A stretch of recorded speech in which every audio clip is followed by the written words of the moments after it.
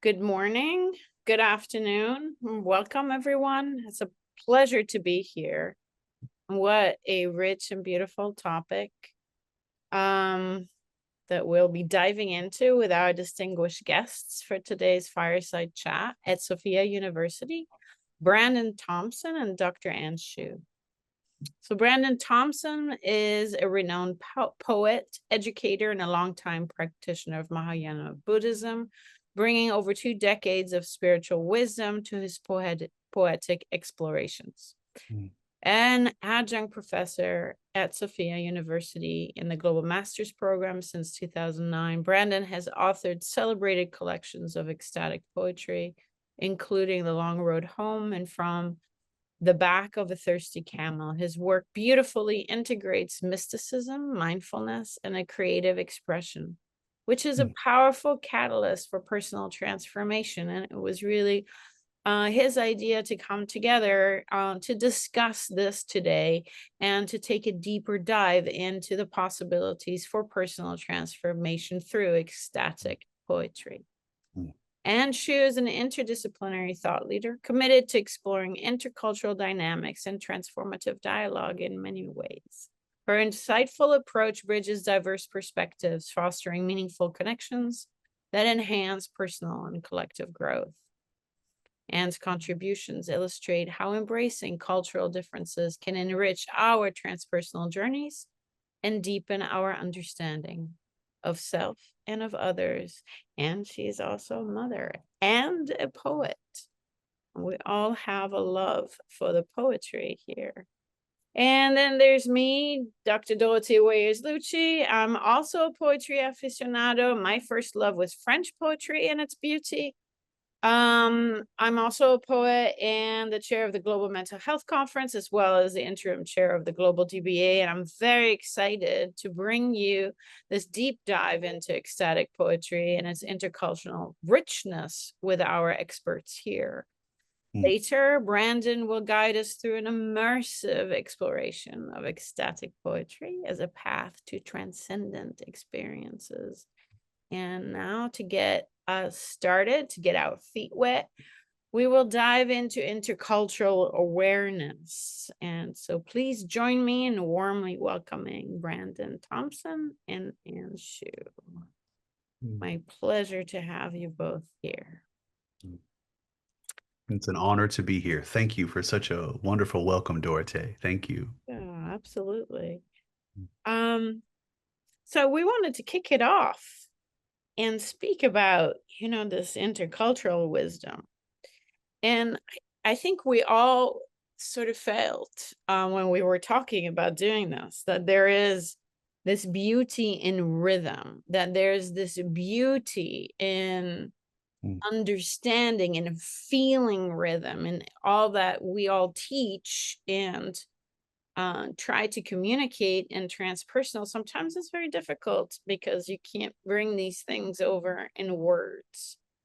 And there's experiences there. And so poetry is this beautiful vehicle for bringing this together. And so I wanted to start the conversation with Anne maybe giving us a little background on your experiences, because you are, what I say, a third culture kid. So, from different cultures, brought up in that wisdom. And so how did poetry manifest for you in that dynamic? Okay. What a beautiful question. 各位早安、午安、晚安。诗词对我来讲，其实一开始，我也稍微再补充一下我的自我介绍。我的背景其实我弹钢琴，我第一个工作是钢琴老师，然后所以对我来讲，音乐是很重要的。然后音乐给我的感触也很多。那我简单的跟大家分享一下其中一句，这不是诗，但是是歌词，是词。The colors of the rainbow, so pretty in the sky, are also on the faces of people going by. I see friends shaking hands, saying, how do you do? They're really saying, I love you. That is poetry to me. 你怎么知道，当你看到朋友在握手的时候，彼此问候说 How do you do？其实他们真正在说的是 I love you。所以诗词可以触动我的心的地方在这里，它的词面是可能比较简单的可以进入，但是它真正背后的意思是更深的。当我在感觉到非常孤单的时候，就算我周边有很多的人，但是我找不到一种共鸣的感觉。那个时候，那个时期，我察觉到可以真正给我一种肯定，OK，一种 validation 是来自于 poetry。然后那个时期呢，开始之后，我的阅读，包括我无论是后来的博士论文，或者是各式各样的发表，都从来没有少过于使用 poetry。What about for the two of you? How did you meet poetry?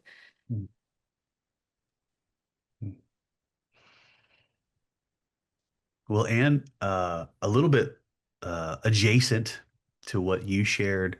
I grew up as a musician. My parents, I think they just really wanted me to be a singer. I don't really know that I wanted to be a singer when I was very young. But I suppose I had a little bit of talent, a little bit of interest, and boy, did they ever foster that interest. They pushed this baby bird out of the musical nest when I was very young, and so I discovered, as Dorothée has already mentioned, and as I think we're going to see, we keep coming back to, I discovered the power of rhythm and the power of rhyme, especially rhyming word. This beautiful song, and that you shared with us, right? There's something, um, I think, inexorably human when we share song this way. And so I was a musician since I could walk, a singer specifically. I sang, yeah. Later on, I went to university, and by that point in time, I was no longer reluctant, you know. So I sang on the opera stage for many years. I sang all over Europe, quite a few summers in a row, and so my kind of gateway into the transpersonal, the more transformative power of poetry and rhythm came to me first through music. I wasn't doing a lot of reading at first. I was doing more performing and singing. Yeah, I think it's interesting how, this is like what we were talking about, is the power of rhythm and melody. And so that, I mean, even when, you were speaking and in Mandarin, I was struck by the fact that, there is a certain sweet rhythm to it until you started singing in English, right? And we don't pay so much attention to that normally. But since we're talking about it now, it's just like, what is the cadence and what is the sing song of the language that we're communicating in? And when we then go into poetry or singing, they didn't make me sing. They didn't want to. So fine. That is totally okay. But the poetry part, that is something that I grew up partially in Geneva in Switzerland. My second language was French. And so the fables, that rhythm, they would, we would always recite the fables, and the wisdom would come through this rhythm that, and then you go from there into the poetry. So then there's a depth to it that you think into, but that's very specific to that French language. And then in other languages, it sounds a little bit different. And I think you're going to take us on that journey anyway, Brandon. But so that was my story to it. And it's interesting how it all ties together, except for the singing. Well, the French chanson is very lawing. Yes. Right? It's very lawing. And if we're talking about reaching towards something more meditative, that's half of the practice of Sufism. The singing, the chanting, or the mantras is so circular that it doesn't lull you, but it trances you.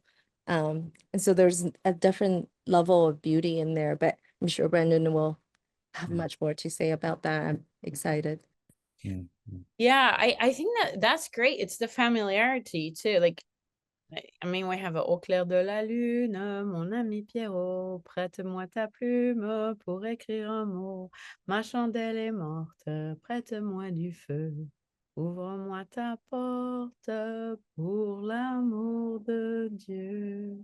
So you're right. But that's like a lullaby, right? So we bring that in for soothing and the transportation into the world of dreams, right? So you would hopefully sing that to your kids or to yourself, maybe humming it.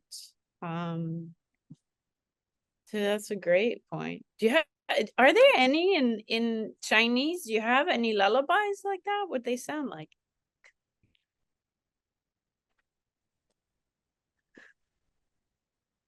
This is in Taiwanese, so it's a dialect. It's a little different, but people from Fujian will probably recognize it. 咿呀咿咻，几米多，几秋，咿呀咿啾。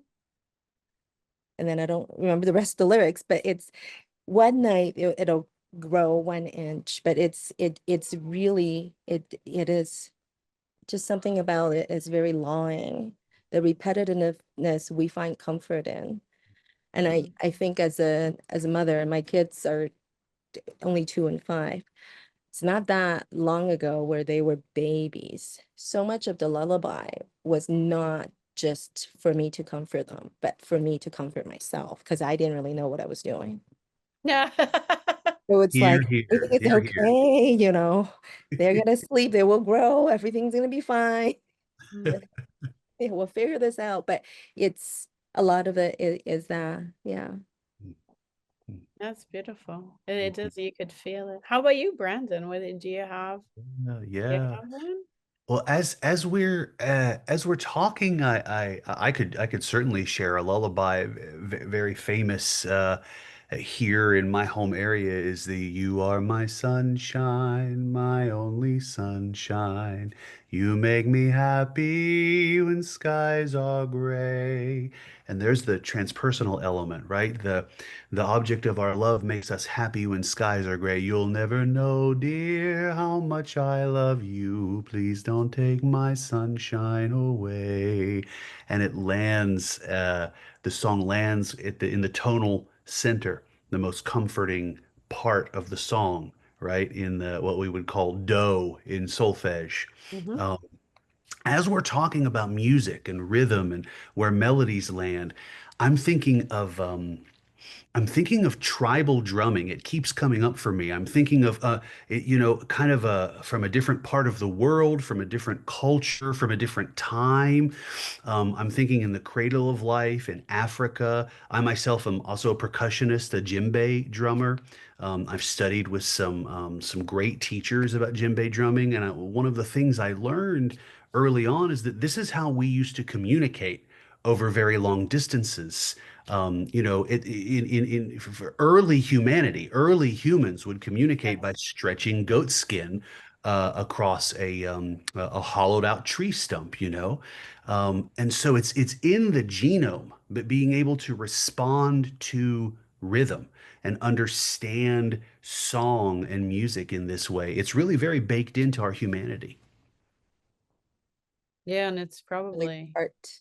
yeah, Mm, it's the way we could relate to each other in the most human, like direct way without getting entangled in our unconscious biases so much. mm, It's just mm. the rhythm is really direct.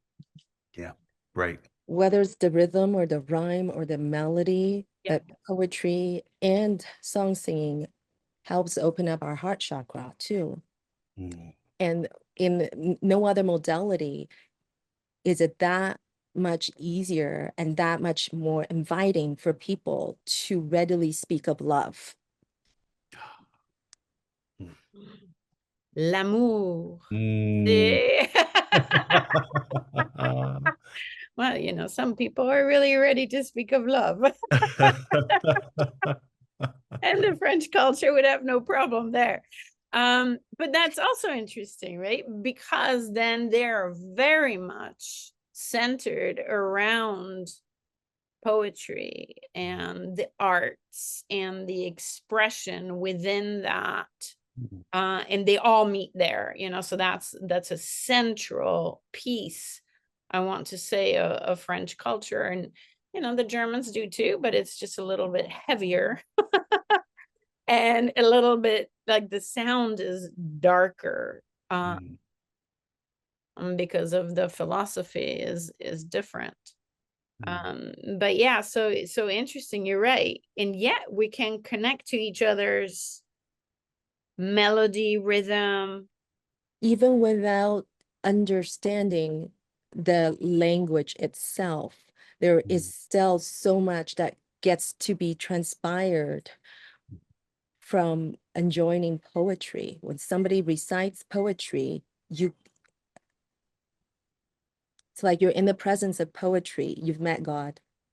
mm, mm, mm, mm, mm, Is it say mm. I Just like, am the truth? Isn't that what that yeah, was one of that was one of the Sufis said that. And right. he Well, became a martyr because, you know, they were like, no, you can't be. But in the moment, you know, when that happens, you're right, there's a caring of that and a releasing maybe of the and they're connecting. Mhm. Mm, mm, mm, Transcendent function, I always call it, Oh, and clean, mm, that, you know, allows us to connect so at a deeper soul level. mm. Yeah. This word connection really comes up in my research into ecstatic poetry. Myself and my fellow local contemporary poets sat down one night and said, what is ecstatic poetry? Why is it different? Why do we feel innately that it's different? And so, Anne and Dorothée, you both just mentioned this word connection, and I won't spoil anything, but it's a central part of these ideas of ecstatic poetry that we're going to talk about this morning. Thank you. Yeah. And is there anything else that you would like to add before we just dive into Brandon's magic here that he's going to take us on this journey? um, maybe just a little bit further emphasis on transcendence, I guess, because with poetry, we play, we become playful, and it's the creativity that allows that to take place. There are some rules that are no longer applied. It doesn't make sense to apply them. We can play with punctuation. The rules no longer just hold as gold. There's, you know, we play with lower cases, upper cases, fonts when we pause.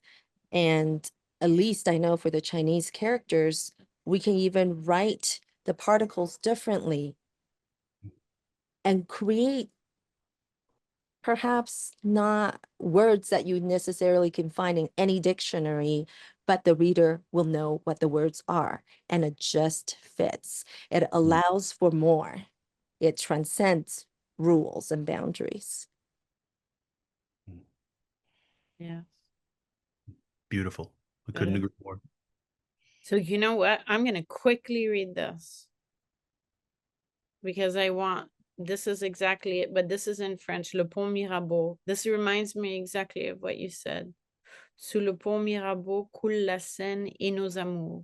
Faut-il qu'ils m'en souviennent? La joie venait toujours après la peine. Vienne la nuit, sonne l'heure. Les jours s'en vont, je demeure.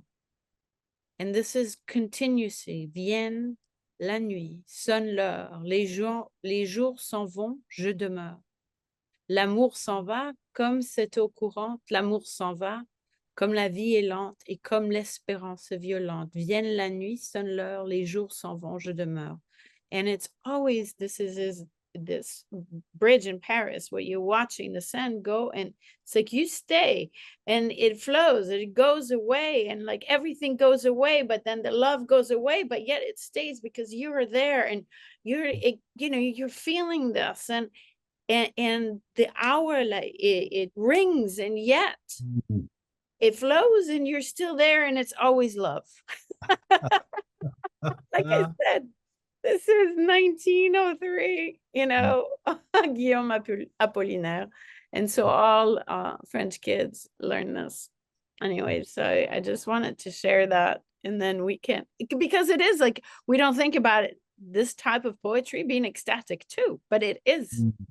And I'm sure that we could dive into some of the English poetry and go, there's this rhythm in it that is also like this ecstatic, bringing inward and this loving of and reminding us that we're here, and everything might seem like goodbye, we're here, but like it's still here. Thank you, Anne, too. And Brandon, I think we're gonna give you the floor, and like we did a nice little intro for you here, and take it away. Oh, thank You you. love. Such a beautiful introduction, and so lovely to hear you read in French, Dorothy. At some point this morning is not the morning, but I must share my love for German Lieder with you, because I love Franz Schubert was my favorite when I was a vocalist, when I was a collegiate singer. Frühlings Glaube, the Faith in Spring. I remember this. It was a transpersonal experience for me, singing these beautiful German Lied, the art songs. Um, so yeah, everyone, I think this will be a lovely segue into what I have to share.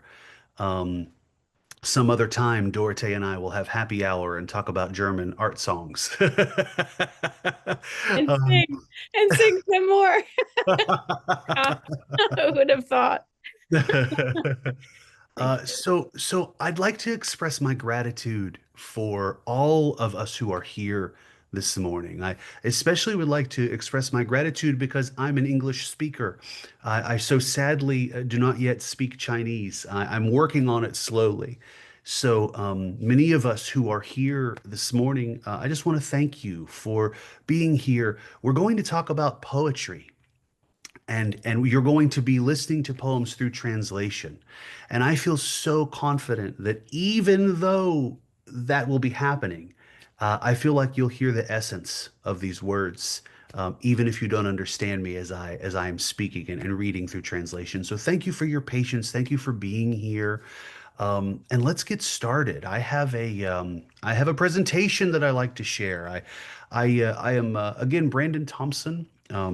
As Dorothea said in her lovely introduction, I've been a faculty at Sophia, minus a brief sabbatical, since 2009.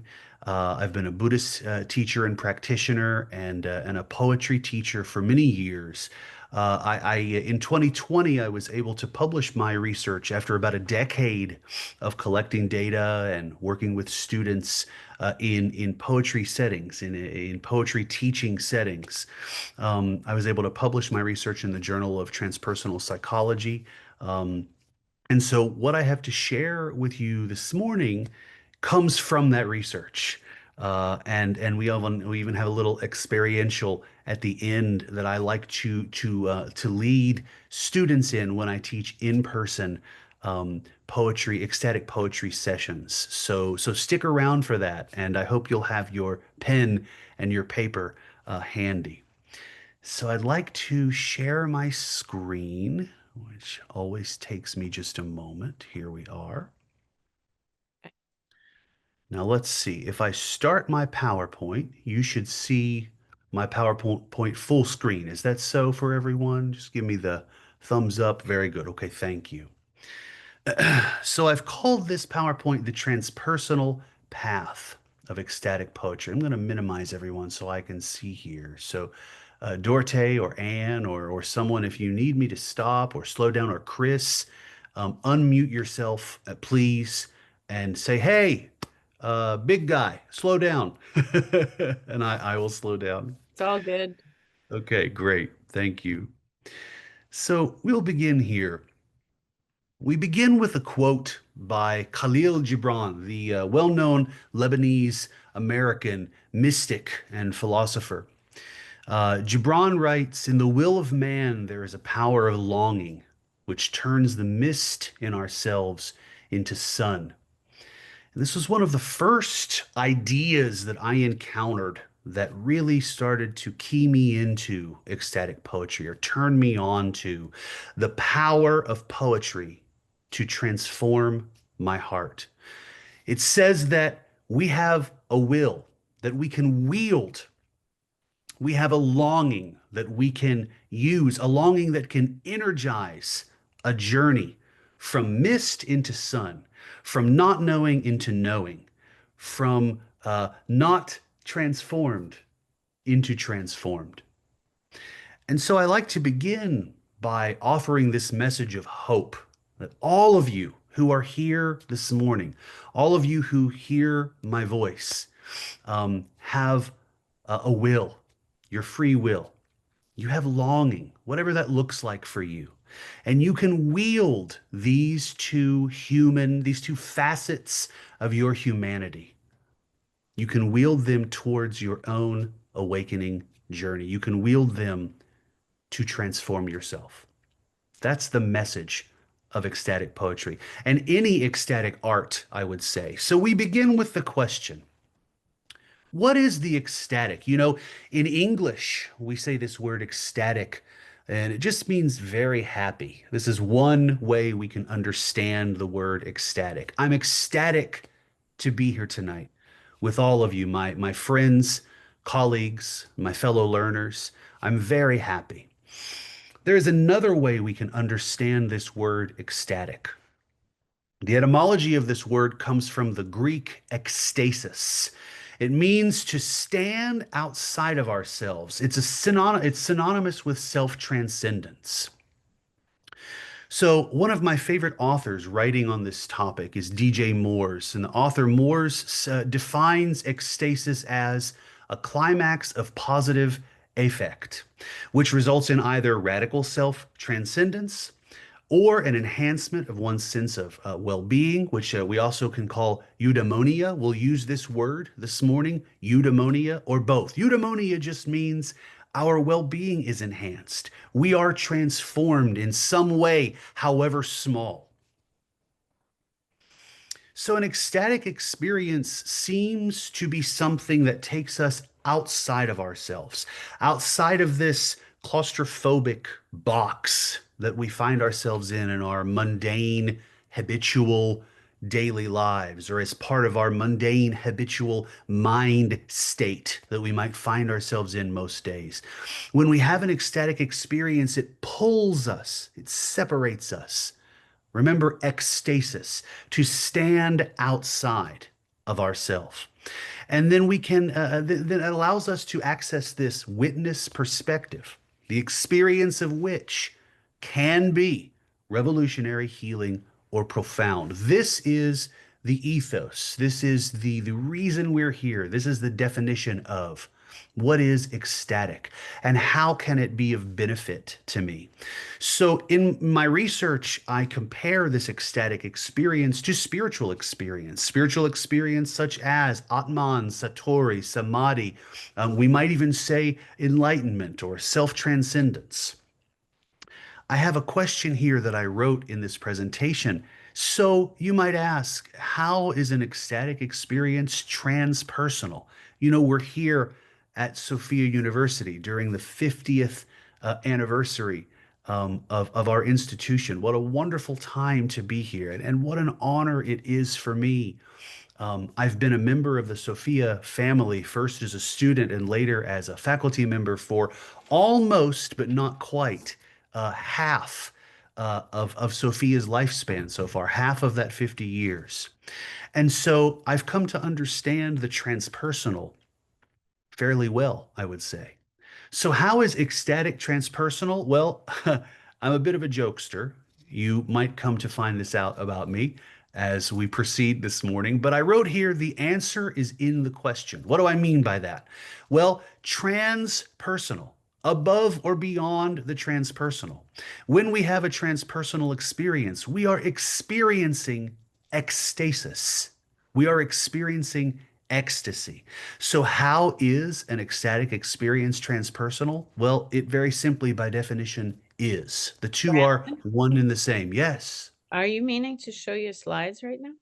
I am meaning to show my slides. Oh, They're thanks, they're Dorte. Are not they not? they're not showing right now. Oh, thank you. I Now mean, let's. we're seeing you, which is great, but I think you were meaning to show the slides. I was indeed. I'm so happy that you interjected. Perhaps let me stop my screen share and let's restart that screen share. Let's try again here. 'Cause there you go. It's back. Yeah, great. So if I make my slides full screen, are they still there, Dorothy? Yes, it Okay, works. great. Okay, great. Thank you. Well, if they pop away again, please let me know. Will do. Great, thank you. Um, yeah, so I can as we've just encountered, I can go on and on about this ecstatic experience and how it's related to the transpersonal because it's my calling. I feel very called in this life to blend these two worlds together. So, in this new paradigm related to ecstatic poetry, we call this an essence experience. When we have an experience with art or music or dance or movement or poetry that we find takes us out of ourselves, that, in the words of Khalil Gibran, that turns ourselves into sun. We call this an essence experience. And this will become more clear, I think, as we go on with our presentation. I'd like to briefly talk about the paradigm of visionary art. I'm a big fan of Alex Gray. Alex Gray is an American painter and visionary artist. Many of you may be familiar with his work.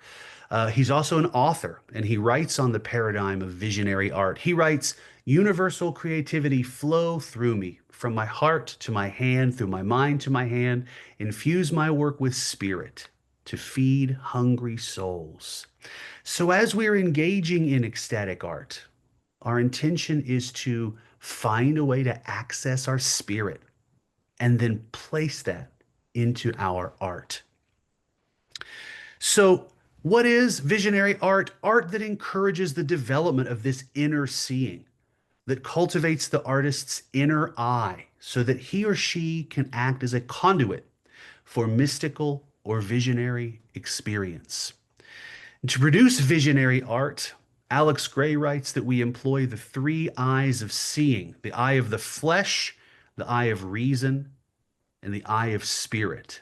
And we'll just kind of basically talk about these. These are just, it's a nifty little thing that I discovered during my research, a fun little tool that the ecstatic artist, the ecstatic poet, or the visionary artist can employ when they're creating their art. We see here the eye of the flesh. This is one way that we can view art, and we simply see the art objectively as it exists in the tangible world. So we see a poem as a poem. We see a song as a song or a painting as a painting. When we employ the eye of reason, we begin to see the correspondences between form and deeper meaning. For example, many people report when they hear Beethoven's Sixth Symphony, often known as his Pastoral Symphony. Many people report that they can smell the cow pasture, the cow manure, and the smell of the pasture and the green of the grass when they hear this symphony. We move into the eye of spirit. This is when we're viewing art or creating art with a recognition that the art object is an aspect of the absolute, or we could say an aspect of our spirit or our spirituality. I love this beautiful quote by artist Alex Gray. He writes, "Finding that fountain of creation, an art spirit, is the artist's task. Artists must remain open to the tumultuous ocean of potential inspiration to provide tangible evidence of inner discovery to the outer world."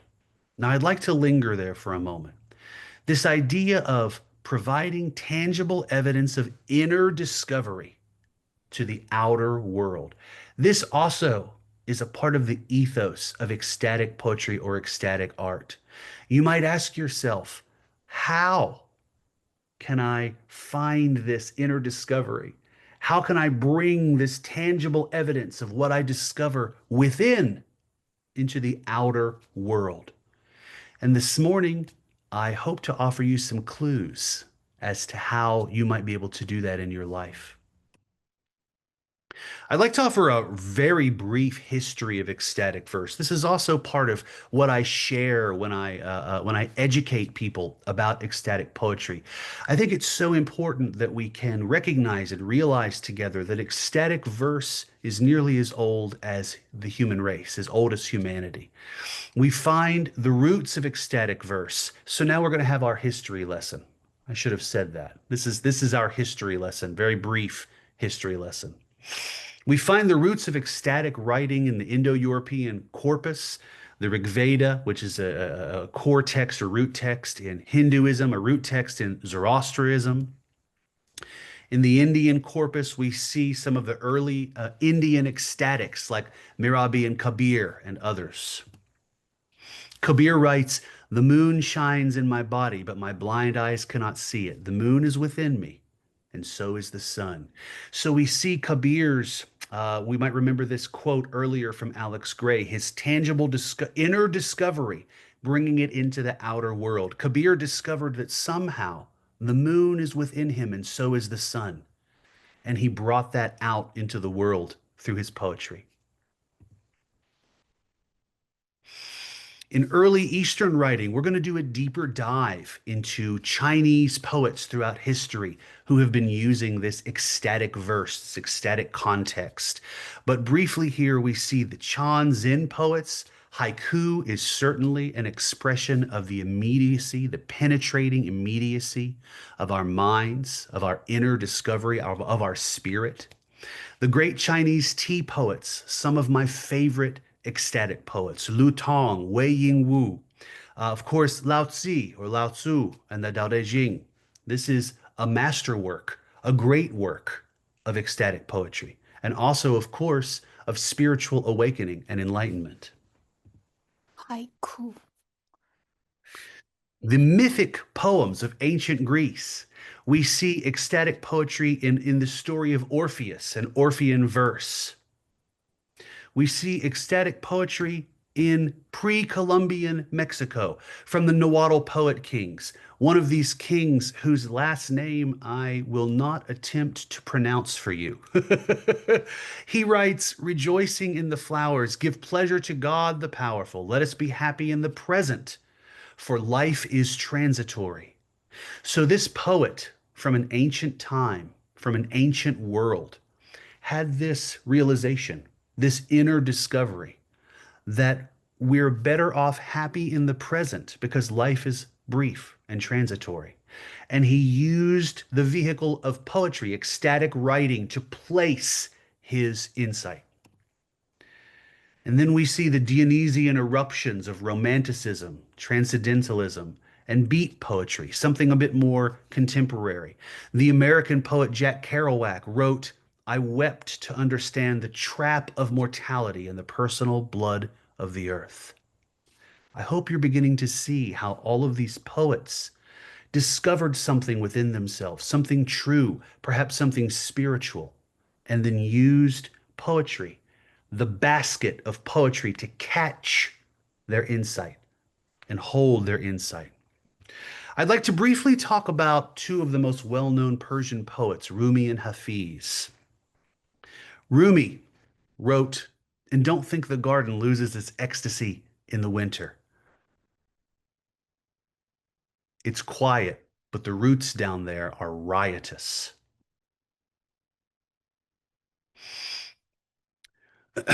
Rumi, one of our kind of central figures in Persian ecstatic poetry, lived at the same time as Saint Francis of Assisi and Meister Eckhart, three luminaries, all shared the world together. Rumi was a practical person. He was married. For a while, he was a landlord. He was a bookkeeper. He lived a very normal life until his enlightenment when meeting his great friend Shams of Tabriz, another wandering sage. And it's said that when Rumi and Shams shared a glance, Rumi gave away everything in his life. He took all of his books and he threw them in the fountain in the center square of his town, and he followed Shams as his spiritual teacher. I appreciate Rumi's model of the psyche that we see through poetry. We see the movement of the absolute and the relative, the human becoming divine and the divine becoming human, in these words, fauna and baka. I'd like to share one Rumi poem with you I have here with me. The poems I have to share are fairly brief, but I think that you will find, I hope that you will hear the elements of ecstasy, of ecstasis. Remember, standing outside of ourselves and observing. I hope you'll hear those elements as I read. This is a poem by Rumi. It's translated by Coleman Barks into English. And it goes like this. Be empty of worrying. Think of who created thought. Why do you stay in prison when the door is wide open? I'll say that one more time. Be empty of worrying. Think of who created thought. Why do you stay in prison when the door is wide open?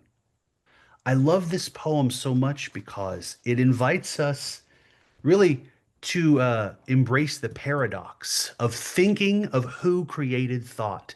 I don't know about you, you listeners, my fellow ecstatic poets this morning, but when I listen to this Rumi poem and I attempt to think of who created thought, I am immediately removed from the prison of my mind. I find this poem to almost induce ecstasis or ecstasy. Remember this word, ecstasis, because it brings me out of my daily habitual thinking mind and it puts me into a different place. So this is the divine becoming human. Or perhaps we could say, in fact, it's the human becoming divine. I'll let you be the judge of Rumi's work here and which of these two streams of the psyche we just explored. I'll briefly talk a bit about another of my favorite Persian poets, Hafiz. Hafiz, who lived at a different time than Rumi, wrote, "The universe wants to manhandle us, lock us inside a tiny room with itself, and practice its drop kick." So I always laugh when I read this translation because apparently way back in the 1300s, there was a word for drop kick, which always makes me giggle. But I love this quote. I put it at the top of this slide because haven't we all felt this way? Haven't we all felt like at some point in our lives we were being drop kicked by the universe and maybe given an invitation, perhaps a loud invitation, perhaps a voracious invitation to transform, our lives and our hearts. Hafiz's collective poems are known as the Divan. And as part of our topic this morning, that Anne and Dorothée so beautifully shared about earlier, there's a musicality to the work of Hafiz. I have a Hafiz poem here to share with you, and I think that you might find this musicality in his poetry. This is a translation by Daniel Ladinsky, and it's called Tired of Speaking Sweetly. It goes like this. The universe wants to manhandle us, lock us in a tiny room with itself, and practice its drop kick. The beloved sometimes wants to do us a great favor, hold us upside down, and shake all the nonsense out.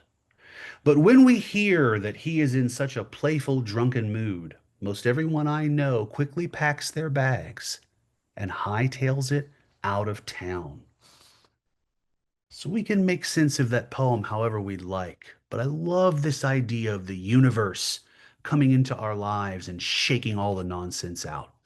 Perhaps you can hear this poet, this great poet Hafiz, you can hear his realization placed in the vehicle of his poetry. Hafiz is the poet who wrote, "A poet is someone who can pour light into a cup and then raise it to nourish your beautiful, parched, holy mouth." I'd like to spend some time, I'd like to linger here for a little while. I'd like to talk about some of the Chinese ecstatic poets throughout history. As I mentioned earlier, I'm a lover of good tea, especially good Chinese tea. I'll take a moment to share that I'm excited. I was able to import here to America some beautiful first flush a Mingding Ganlu Chinese green tea and some others.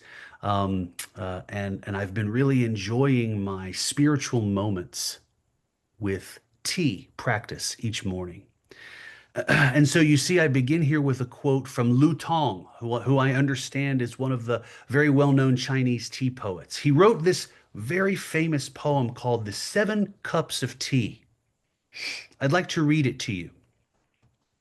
It goes like this. The first cup moistens the throat. The second shatters all feelings of solitude. The third cleans the digestion and brings to mind the wisdom of 1,000 volumes. The fourth induces perspiration, evaporating all of life's trials and tribulations. With the fifth cup, the body sharpens, crisp, and the sixth cup is the first on the road to enlightenment.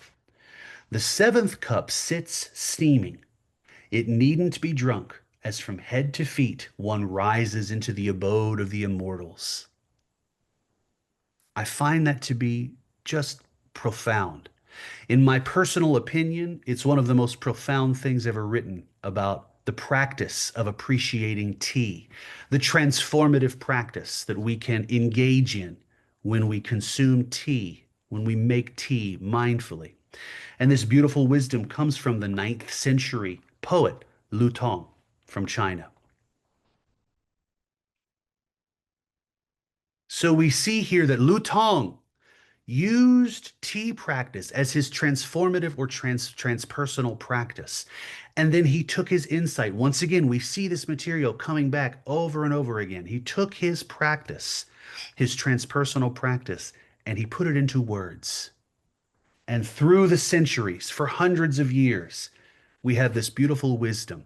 The seventh cup sits steaming. It needn't be drunk.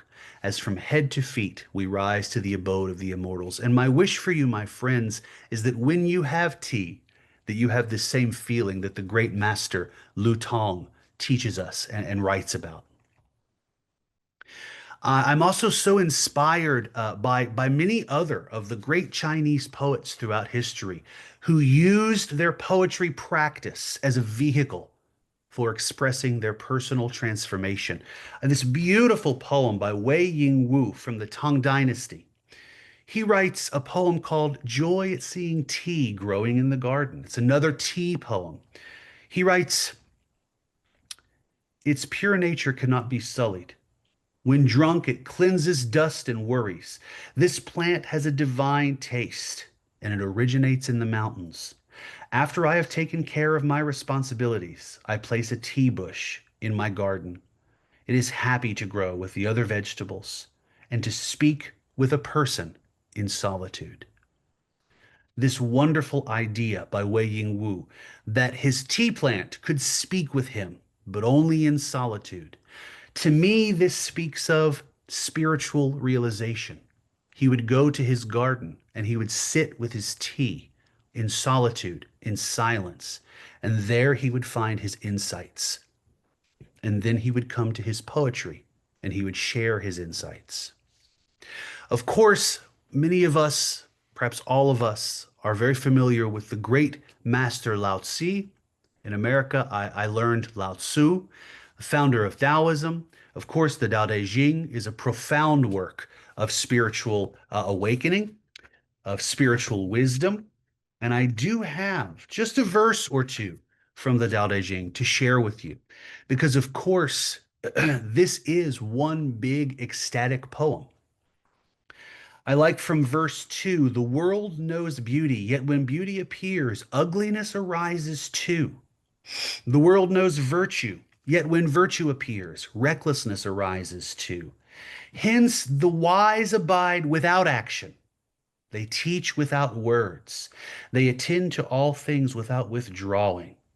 So act without expectation, succeed without claiming, and in not claiming, find your spirit. This comes directly from the Tao Te Ching. And perhaps we don't need to say much more about that. It is a direct and sort of immediate penetration into the wisdom and transformation of Taoism that we find in this beautiful poem, this beautiful teaching poem. Finally, in my research, and I share this humbly with my friends from China, I'm a newcomer to the ecstatic masters from the Confucian Book of Songs. This is something I've recently discovered in my research. But I understand the Confucian Book of Songs is many thousands of years old, 3 millennia years old. We see here in the presentation it dates back to 1000 BC. This is an anthology that was held in high esteem by the great master Confucius. He edited this work. These poems are anonymous. They were collected and again are anonymous. And I have just one I'd like to share. I have, as perhaps you can see, I have quite a few, but in the interest of time, I'd like to read the anonymous Chinese ecstatic master from Sonnet 143. It goes like this. Moonrise and my lover, my heart relieved, how simple beauty is. The moon rises, dusk and love are the best. How tranquil is the night, how short is my rest. When the moon ascends, what love and beauty has gained, how simple beauty is, but yet I am pained. I'm reminded when a poem that is translated rhymes in English.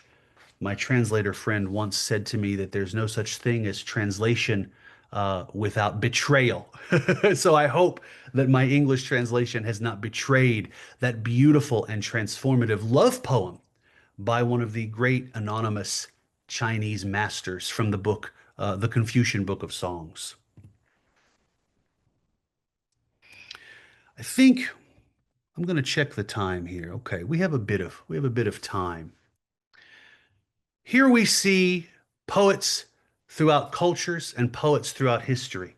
The famous Juan de la Cruz, Saint John of the Cross, he wrote his very famous poem, The Dark Night of the Soul.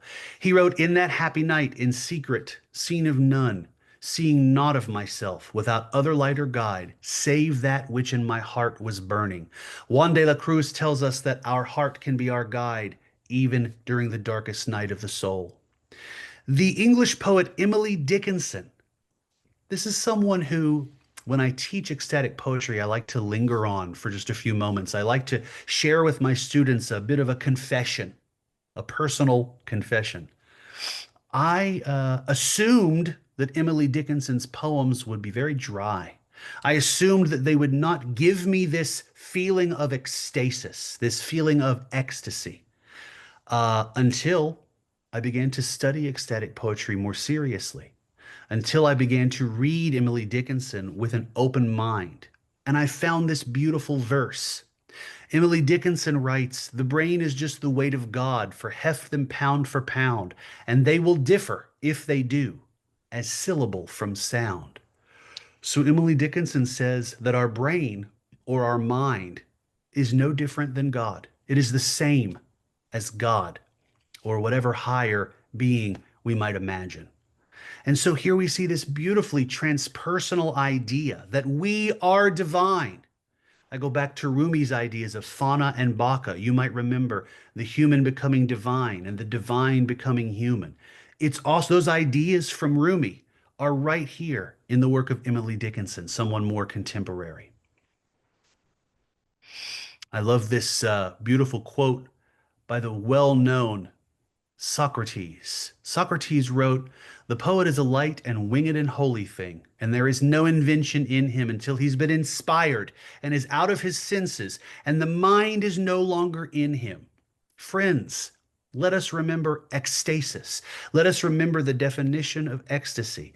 This is when we have an experience that takes us out of our mundane mind. It separates us from the typical state that we may find ourselves in. It is a transpersonal experience. As Socrates said, there is no invention in us until we've been inspired and are out of our senses, and then the mind is no longer in us. And that is when we become a conduit for ecstasy, for ecstatic poetry, ecstatic song, ecstatic dance. So I'd like to share with you our vision statement. What is ecstatic poetry? You may have come this morning to this fireside chat thinking to yourself, well, I like poetry, and there's a person who's going to claim that ecstatic poetry is something different, something distinct. And you might have said to yourself, well, I'll be the judge of that. We'll see if that's something that can be accomplished. And so this work that I'm about to share with you is indeed my attempt to define ecstatic poetry, to identify ecstatic poetry as a distinct subgenre of poetic writing. I propose to you, my fellow learners and friends, I propose to you that ecstatic poetry is a visionary practice. You might remember we talked a bit about visionary art earlier. Art that allows us to take our insights, to collect our insights from inside and offer them to the outside world. Ecstatic poetry is a visionary practice that seeks to connect. I'd like to linger for a moment on that word connect. We talked about it earlier during our introduction with Dorothée and Anne. It seeks to connect who? It seeks to connect both the poet and the reader, the writer and the reader, to their innate longing for their essence. There's a lot to unpack here. Ecstatic poetry is a visionary practice that seeks to connect both poet and reader to their innate longing for their essence. I humbly offer this mission statement, this definition statement, this vision statement to you as the definition for what makes ecstatic poetry its own thing, its own subgenre. So let's break that down a little bit. We have visionary practice. We have connection. We have this innate longing. We all feel this longing. Let's remember Khalil Gibran. In the will of man, there is a longing which serves to turn the mist within us into sun. So here's the presence of that longing. Whatever your longing is, your longing can be the rocket fuel that energizes your journey to what? To transformation, to essence. This is the word that we use in the ecstatic poetic paradigm. So these four beats, visionary practice, connection, innate longing, and essence. Here we see them again. And here we just have a few quotes that I don't necessarily need to take up too much of our time reading. just to share a bit more about these 4 beats. So if you find in your poetry practice that you're engaging some of these visionary ideas, that you're taking your inner insight and placing that insight in your writing, if you find that this journey is connecting you to a higher state of being, if you find that you are using your longing to energize this journey, if you find that when you're doing your writing, when you're producing your art, you feel like you've tapped into your essence, then you are an ecstatic artist.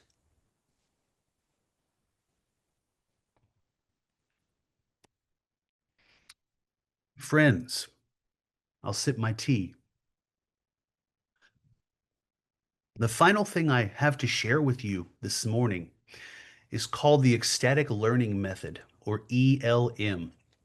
This is kind of the core of the research that I've been doing over the course of the past 10 or 15 years. The ELM is a teaching modality. It's a pedagogical modality that I have been employing for, again, many years in teaching settings with poets. The aim of the ELM, the Ecstatic Learning Method, is to produce ecstatic poetry, is to share with us and help us learn how we can become ecstatic poets. So, what is the ecstatic learning method? It is aimed at the facilitation and evocation of essence driven, remember this word essence from before, poetry writing. The ELM is a model which has evolved over time through teaching, sharing, and collaboration with others. The ELM is a framework for facilitating ecstatic poetry writing for poet practitioners. It is a teaching model. What does the ELM claim? Well, first of all of us together here this morning, we are all visionary artists. The ecstatic poet, and we could also say the ecstatic singer or the ecstatic dancer or the ecstatic writer, etc., are visionary artists. The ecstatic learning method also claims that all practitioners are part of a creative field. Let us remember, let's hold on to this idea of the creative field. We all possess the capacity to midwife our connection and the ability to access our connection to the creative field. We're going to talk a bit more about the creative field in just a moment. The ELM claims that evoking an essence experience and thereby cultivating essence-driven ecstatic poetry writing is possible and it is teachable. And finally, the process of ecstatic poetry writing can be profound, healing, transformative, and can result in deepened insight, self-transcendence, or feelings of eudaimonia.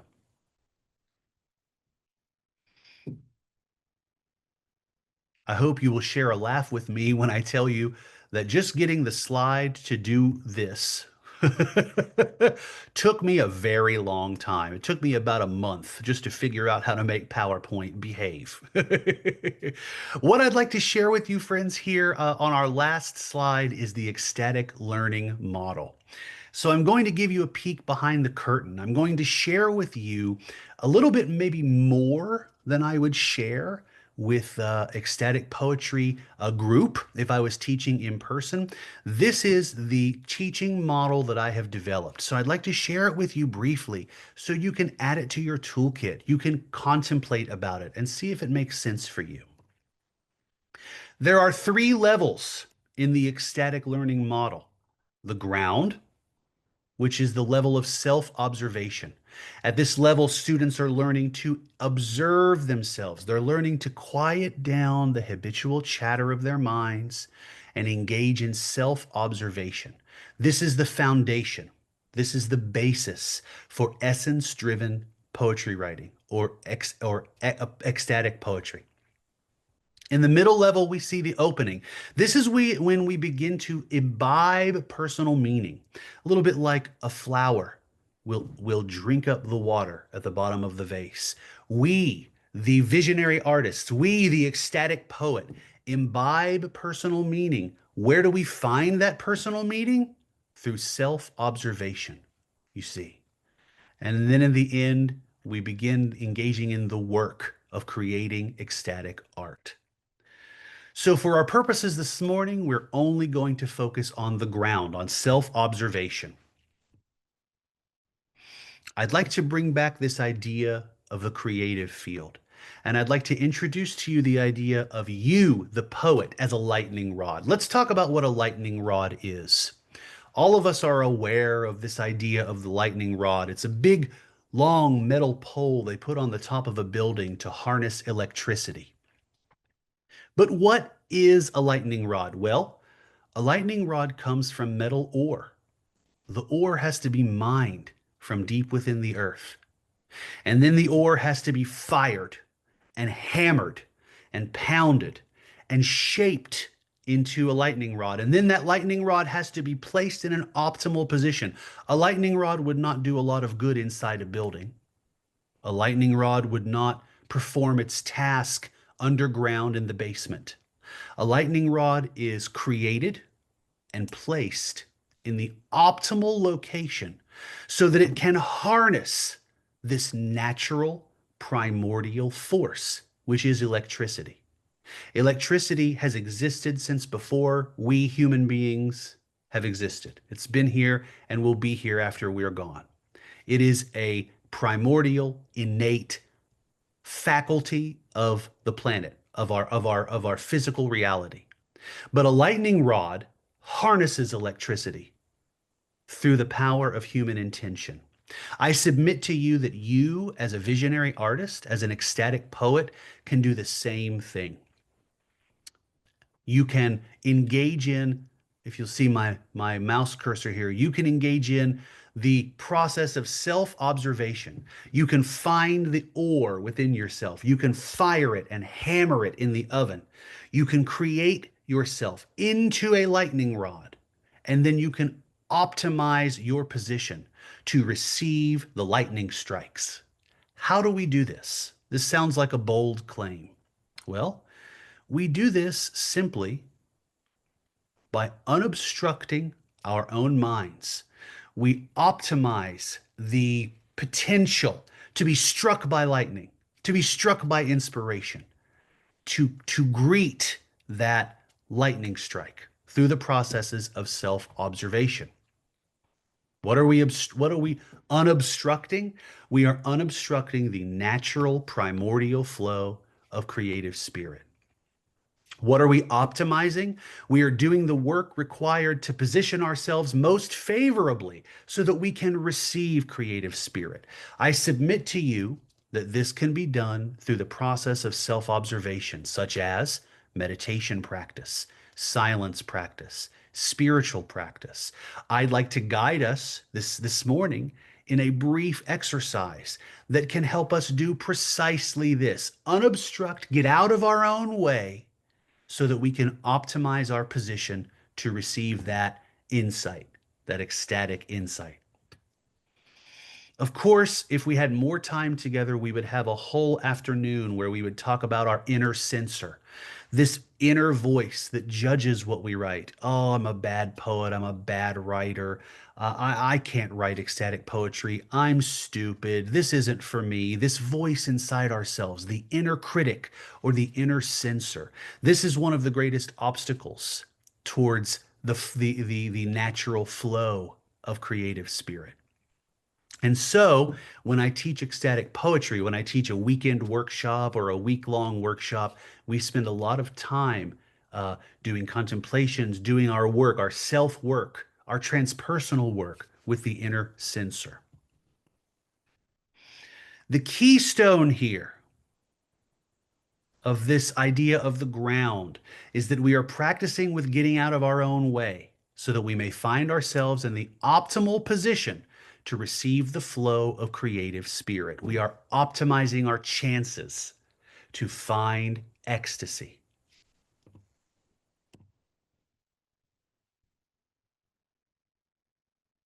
When we move into the middle level, called the opening, we engage in exercises called poetic listening. Poetic listening is a specific group of exercises that teach us how to listen more deeply. Now that we have gotten out of our own way, now that we have fired and forged the lightning rod and placed the lightning rod in an optimal position, well, now we can engage in some really juicy work. We can engage in poetic listening.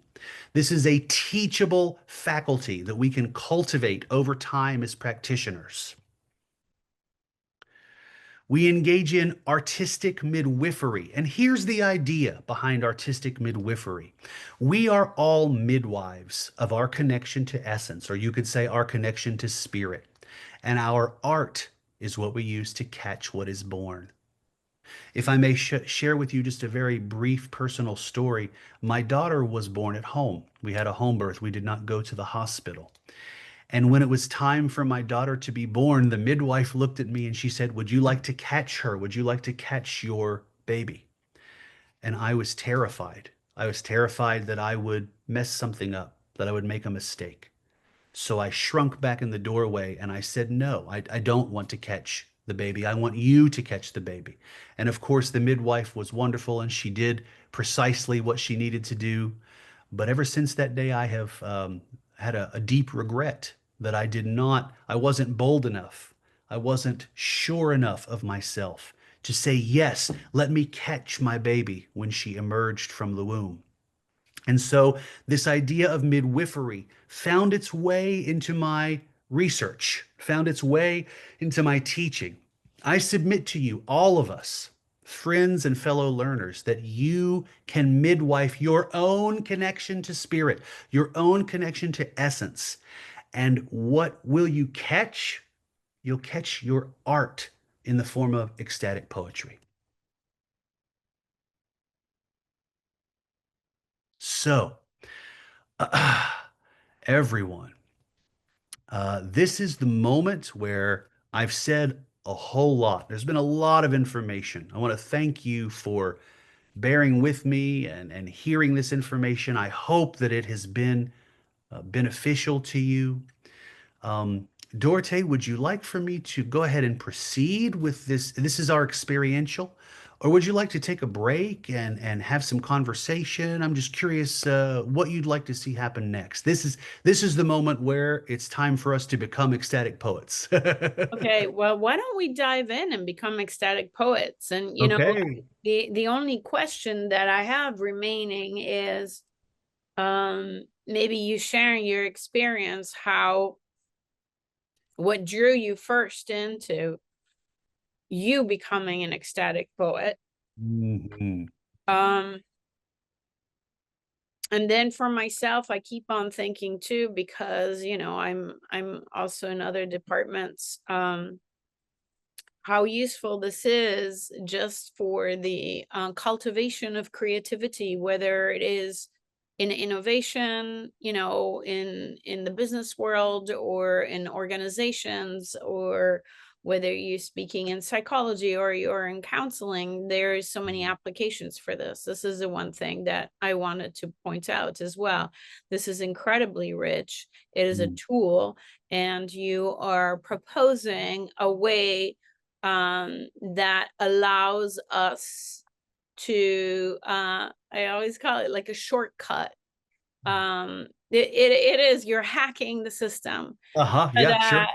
that you're closer to this experience, or you can cultivate this as a habit. Mhm. Those are the things I want to say, but maybe let's dive in and do, and then at the end you can say, a little bit about like what was your first experience after everyone, and then we can close it up. Is that good? That sounds awesome. Absolutely. Yes, thank you. And I Mhm. love that comment as well about hacking the system. That's I go back to that word from my writing, from the research. I go back to that word optimization. I think the two are kind of the same. When we hack the system, we're putting ourselves in a place we're practicing. So I also want to say it takes some work. It's not a light switch. It's not a candy we can take and we get the quick sugar rush and all of a sudden we're enlightened. We do some work. like we would do on the iron ore to make a lightning rod. But once we do that work, yes, we are optimized so that we can more readily receive this inspiration. So thanks, Dorte. I'm gonna proceed then. Um, Everyone, now would be a great time for you to take a moment. Let's just take a moment and breathe together. I feel like I've been talking for nearly an hour and I could use a deep breath.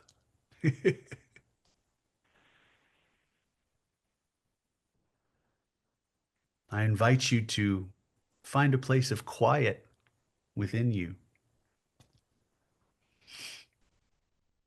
Whatever that means for you is precisely correct for you. Whether that's a focus on your breath, focus on your body, wherever you can find that moment of stillness.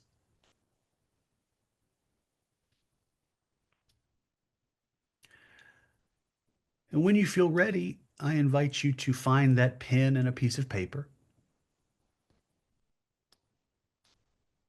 You can take your time with that as I introduce our activity. The activity this morning is coming from my work with ecstatic poets. It's coming from that first level of the ecstatic learning method, the level that we call the ground. And I would remind you that the keystone statement of the ground is that we are all practicing with getting out of our own way so that we might find ourselves in the optimal position to receive the flow of the creative field. We cannot find ecstasis when we're in our own way. So let's take some time this morning together to get out of our own way, to dig deep underground and find that raw material so that we can make a lightning rod.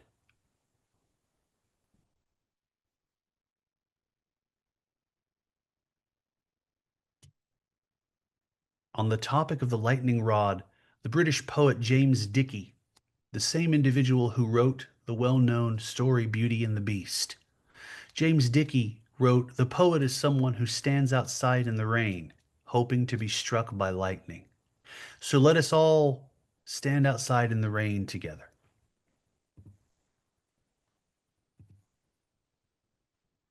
The experiential activity I have for you this morning is called the 3 flower stems experiential.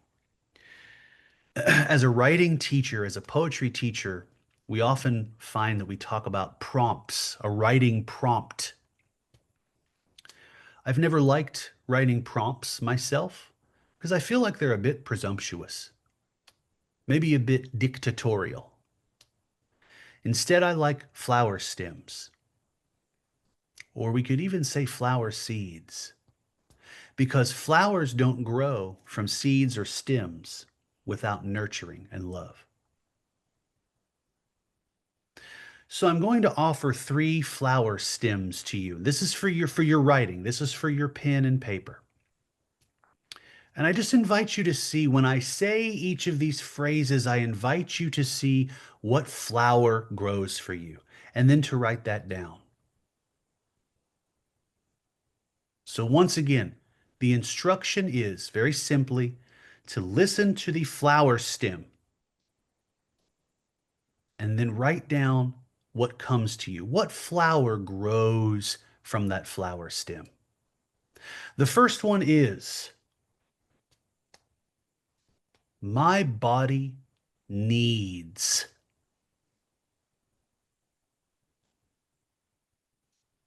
My body needs. So take just a moment. See what grows off of that stem. See what grows out of that seed. Listening to that still part inside. What grows for you when I say, my body needs?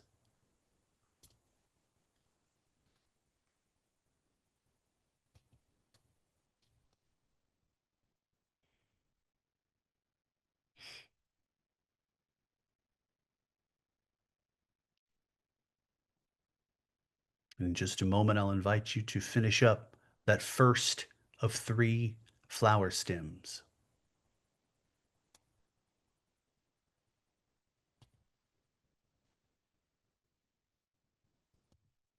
Go ahead and finish that up when you can. And we'll move on to the second flower stem. The second stem is, right now, my heart is feeling. I'll say that again. Right now, my heart is feeling. So, what flower grows out of that stem? Please remember, as you're doing this exercise, to pay attention to a voice inside that might be critical or judgmental of what's coming up for you. And if you hear that voice, just say, "Thank you for your opinion, but you're not welcome right now." So if you find that you're being critical of what flower is growing on that stem, just push that aside. Put the critic in parentheses. He can come back later.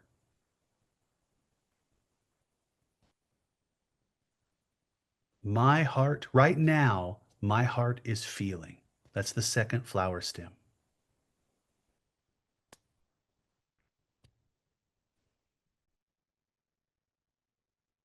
Here in a moment, we'll finish that stem. Move on to the third in just a moment.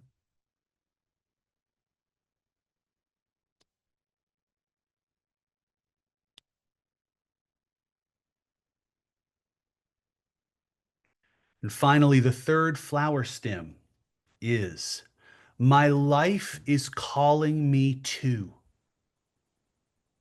I'll say that again. My life is calling me to.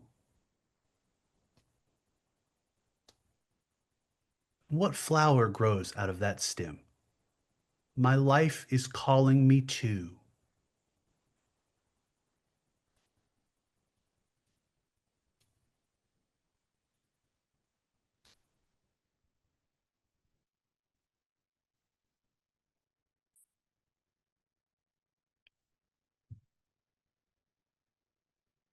Here in a moment, we'll finish up that third and final flower stem.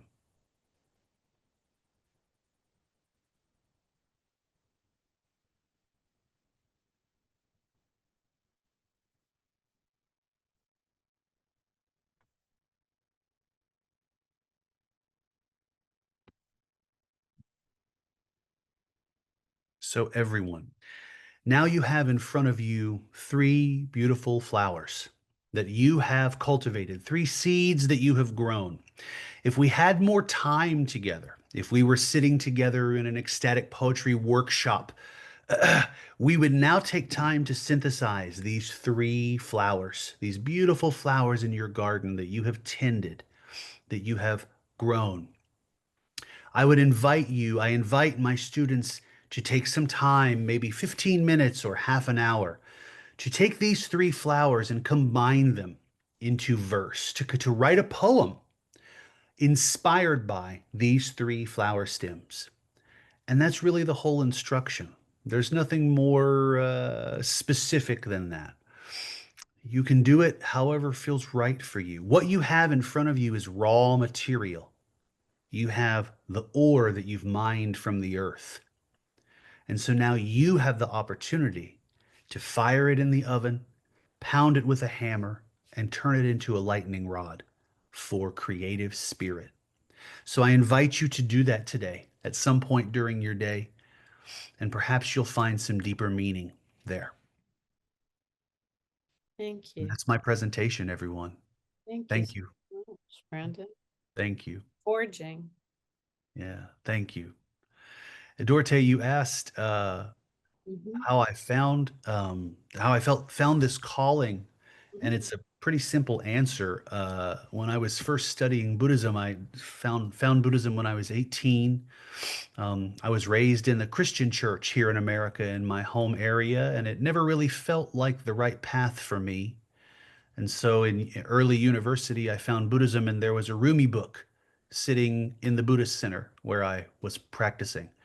And it felt like I had fallen in love for the first time. I felt like I heard the voice of God, in these words. It was the most powerful experience, even more powerful than the Buddhism for me. And so that's the beginning of that journey for me. Mm. Mhm. A lightning rod. The lightning rod, indeed. Yeah. Yeah. Thank you. Thank you for Oh, sharing thank that. you. 'Cause I think sometimes we go through life too, not being entirely aware, there are the moments when this type of thing just happens. Mhm. And to take a minute, slow down so that you can notice if that's the case.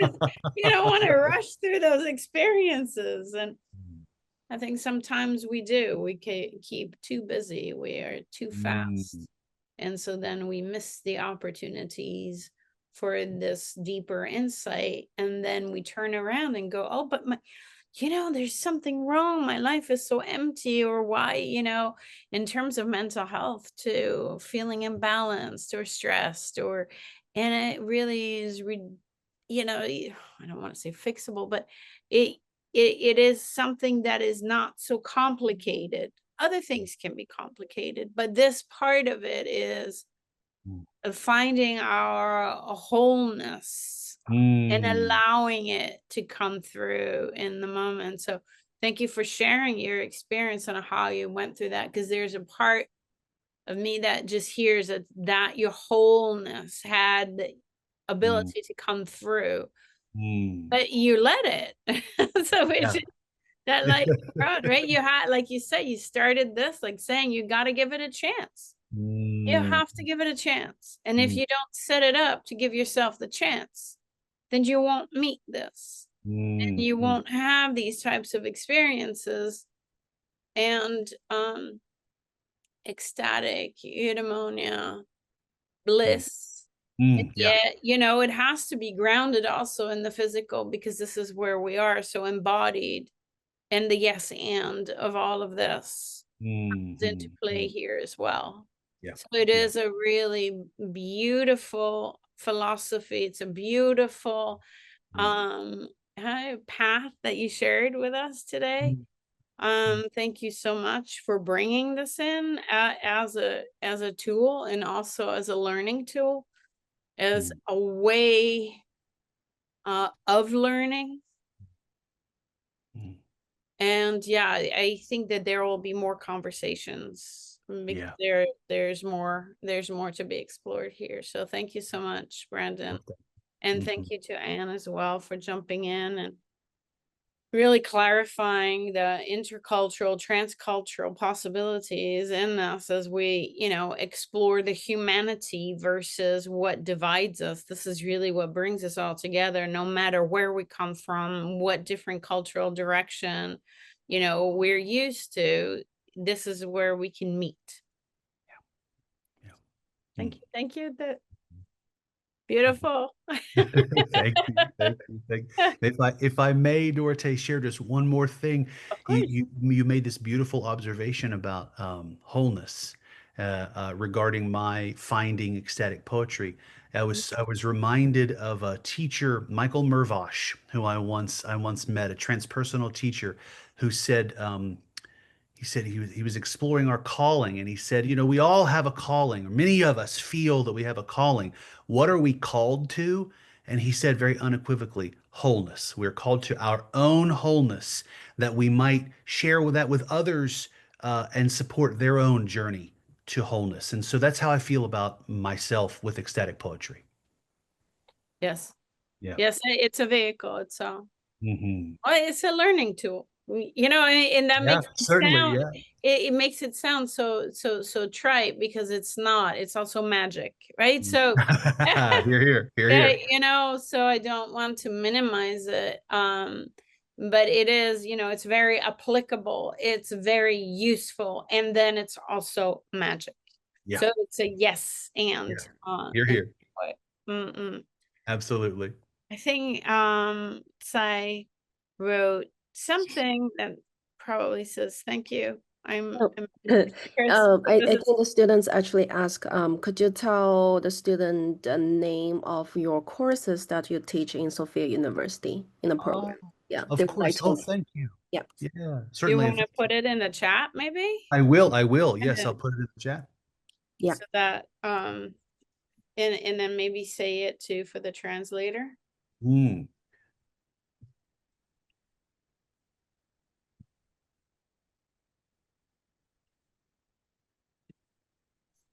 Yeah, Luna, we were trying to answer the question from the chat box. And then the question is, what is the courses that Brandon teach in Sophia? Yeah. So I teach an introduction to transpersonal psychology in our global program, a transpersonal lifespan and developmental class, and a course that I wrote that I'm very proud of, an elective called Contemplative Mind, which is a survey of various spiritual and contemplative perspectives from history and throughout the world, including, of course, Chinese history. Thank you, Brandon. And also I saw Dr. Ava. Dr. Ava's here. Hi. Did you Hi. want to Yeah, ask I, something? yes, I, Tell us yeah, I something? do. I do. I have so much to ask, but I'm just going to ask this one simple, very easy question.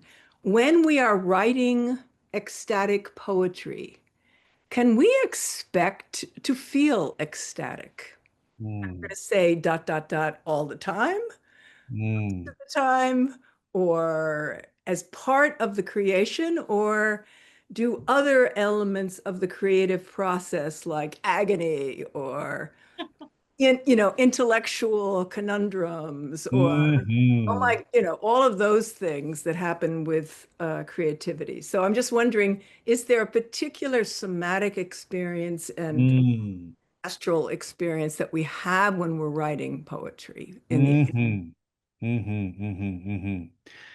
Ava, let me tell you a secret. Poetry is born from that ache in your chest. It might sound like a question, but the truth is, it's the answer. That's a poem. I'll say it again. Poetry is born from that ache in your chest. It might sound like a question, but the truth is, it's the answer. I share that with you to illustrate. That's a poem of mine. It's one of my own poems.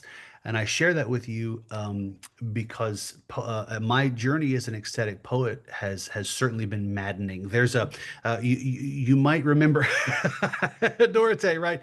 You might remember from the model that I shared earlier in the PowerPoint. There were the three levels: the ground, the opening, and the work. So once we get out of our own way, the model, the teaching model says that once we get out of our own way, right, we've done some work to optimize our connection to spirit, connection to essence. Then we've done a little bit of imbibing. We've learned how to midwife our own art. This is the honeymoon, right? Then the honeymoon's over. And then we get into what I call the work. This is the central, this is the bullseye within the ecstatic learning model. What I didn't have time to share or didn't have time to show this morning at our presentation was that central circle in the concentric circles, the bullseye called the work, it actually expands and has its own 6 levels. So there's much more to the work because I hope I'm answering your question, Ava. yeah. Yeah. I find that just the riddle of the human consciousness, of all of our consciousnesses, right, is so multidimensional and so multifaceted that even after we're out of our own way, if we were some ascended spiritual master, we're still going to pace the floors and wring out our knuckles and try to find the perfect way to edit that poem down and really express the essence that we were hoping to express. So I think I wish I had more time because I think it would, yeah, it'd be become a bit more clear. But again, so again, I hope I'm answering your question. There's more to it for sure. It was a bit of a simplification this morning, but definitely there's a whole beautiful, messy, fun, exciting process that the poet can go through. Fantastic. Yeah, Great. great. Thank you. What a wonderful question. Thank you. Yeah, thanks.